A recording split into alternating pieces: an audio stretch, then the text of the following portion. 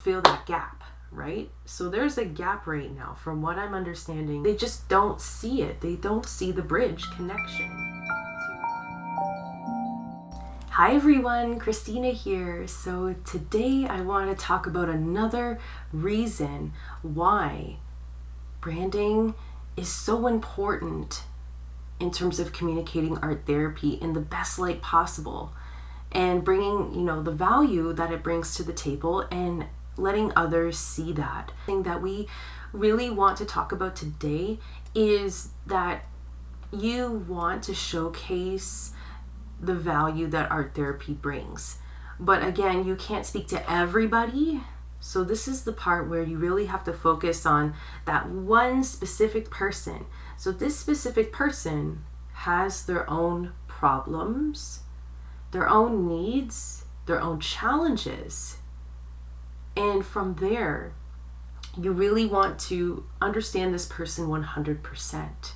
Now, how do you do that? You really want to take time to interview possible ideal clients. So you want to find, that ideal client. So first of all, you probably want to get specific on who you want to help.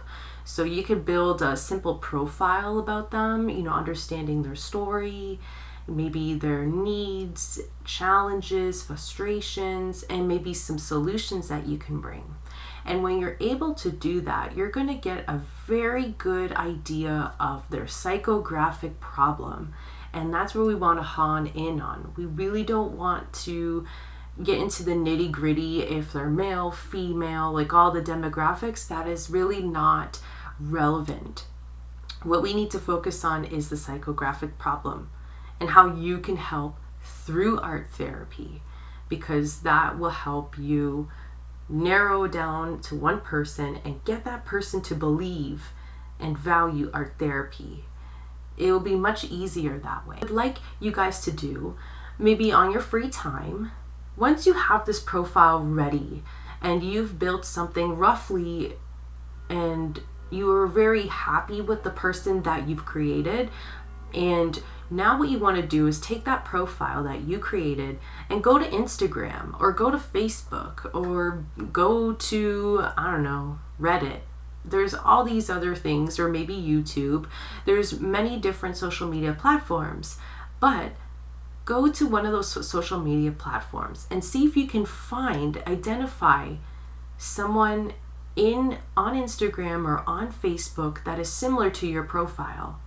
And what you need to do is study this profile on Instagram or on Facebook. Find a person.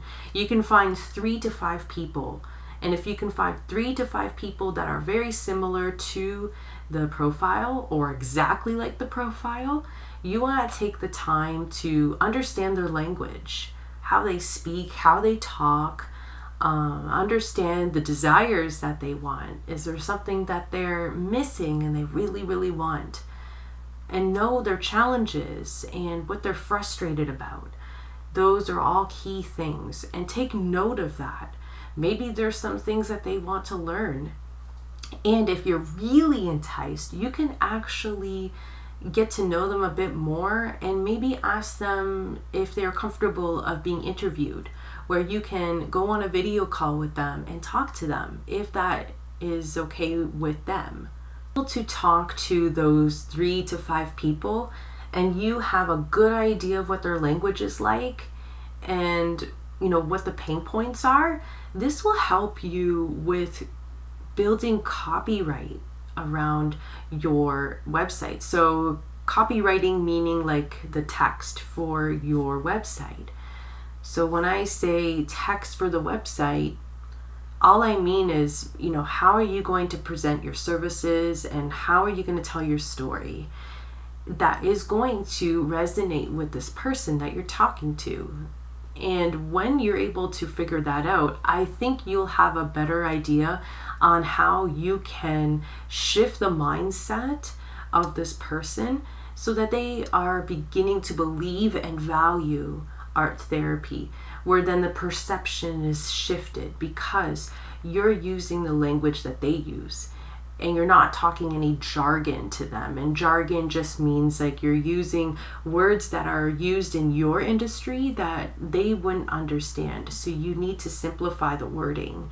And that might help to shift some of that mindset and stigma around art therapy, because they believe that they're not creative.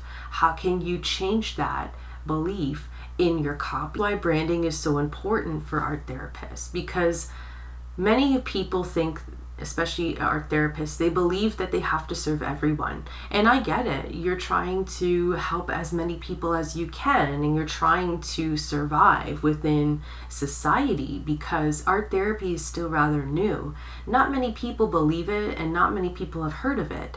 So you're trying to get awareness out there about art therapy. Now, I mean, it's a lot of work, but when I tell you that branding is going to help you, really listen to what I'm saying here. That branding helps you niche, get clear on a specific person, and when you do that, you're able to at least target a small group of people.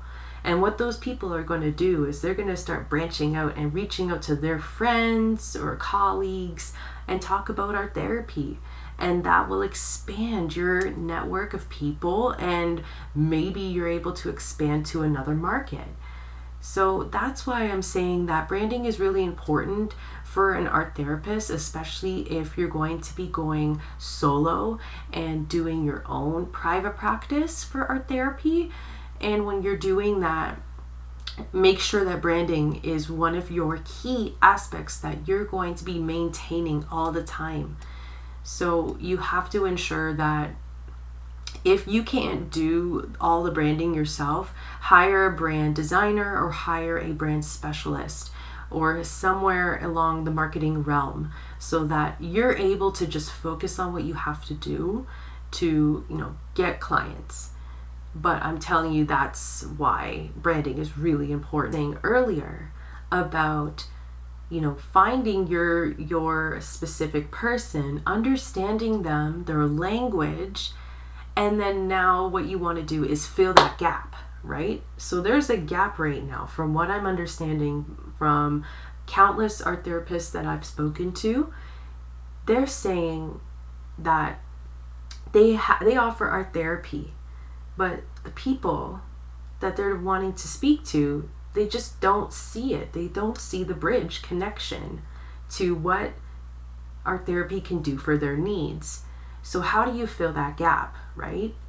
Well, you fill that gap by either improving your communication, whether it's the wording that you're using, the imagery that you're using, how you tell your story. Those are ways that you're able to speak to that client much more, and they might be able to believe that, because right now they just don't understand. So how do you get them to understand? Well, you have to really take the time to get to know them in order to be able to shift that mindset. That you can help to shift that mindset of this person is you really establish good results that you bring. So know the results that you bring. When you're result driven, these individuals will see that, oh, okay, this really helps to alleviate any negative patterns or thoughts that are coming up in my headspace, or I'm able to, flow better with my thoughts. So these kind of results, you have to ensure that you keep communicating that every time when you're talking about art therapy and what art therapy brings, because that result will maybe help believe that and shift that mindset, because it's really hard to get someone to understand something that they've never heard of. So this is you having to educate them and be an educator. And you can do that through branding and branding through content marketing. So this all ties into brand. So I hope that was helpful today, and that you're able to understand the importance of what branding can do for you as an art therapist, and how you're able to better communicate yourself, your services, your story, the needs and wants of others, and how art therapy can bring that to the table to solve those problems, and the results that they bring afterwards, the benefits. So you really want to be in the positive light when you're doing your branding. So I hope that was helpful. Thank you so much for tuning in today, and I hope you guys have a wonderful day. Bye.